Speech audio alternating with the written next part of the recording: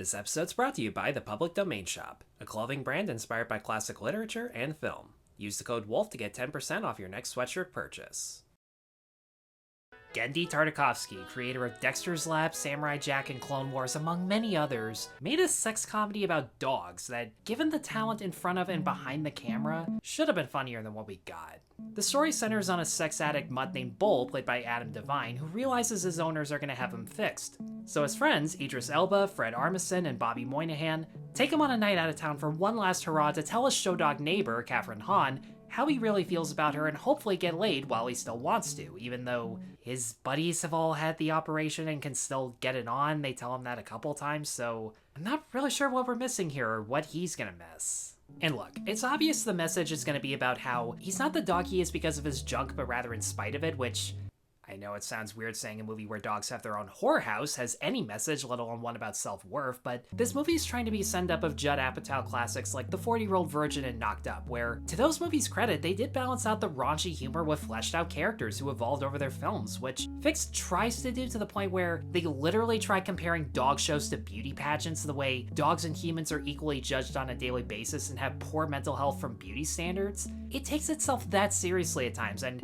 considering these dogs all look the same but only one wins the competition, this should have been good satire. But this is a movie that mistakes shock value for being instantly funny, where they just flash a dog's asshole, or in Bull's case, his bulging hairy nuts for no reason other than, look, it's a dog's whatchamacallit, or Bobby Moynihan eating cat shit for a minute straight. Oh, and so does his character.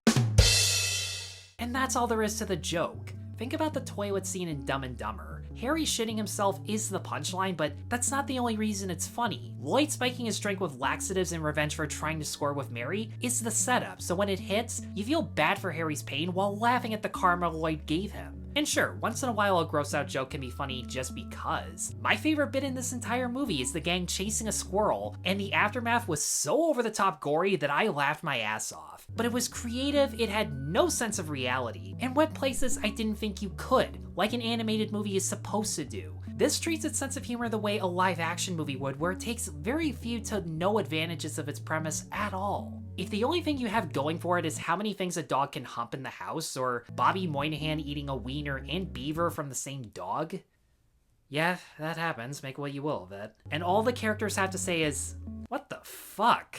Every single time and nothing else, you're doing the bare minimum.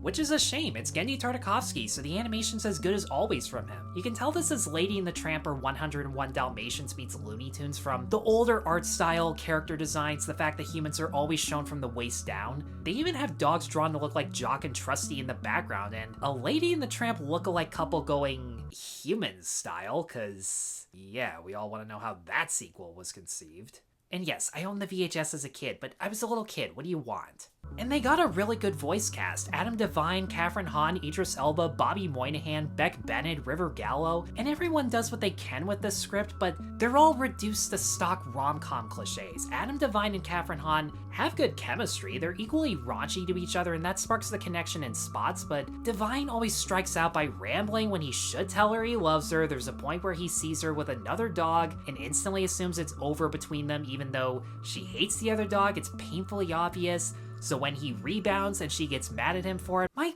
god, can these rom-com cliches just fucking die already? We know they're gonna get together. Screw the will they, won't they bullshit.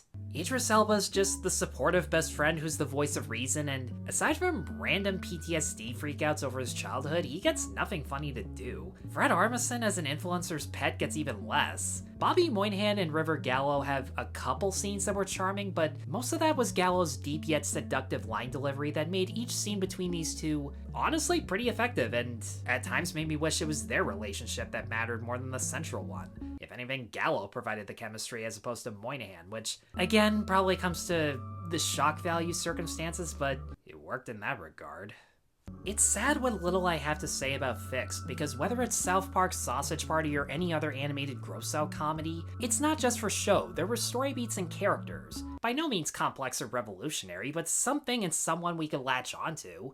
And Tartakovsky can make us root for people who don't even talk. In fact, a part of me wishes this was a silent movie you're told only with barking dogs. It would at least make the sex and violence more unpredictable compared to the Apatow Fairley Brothers wannabe this is. Aside from the potential of the director and the voice cast, and a bouncy soundtrack, I'll admit, this was just a missed opportunity that made me consider if I was harsh on Happy Gilmore 2 for not being funny, and it's still a lazier movie, but at least I laughed more than a couple times. And with this really brief review, guys, or at least by my standards, thanks as always for watching. Let me know in the comments below what you thought of Fixed. Be sure to like and subscribe, check me out on Patreon and buy me a coffee, and I'll see you all in the next review. Take care.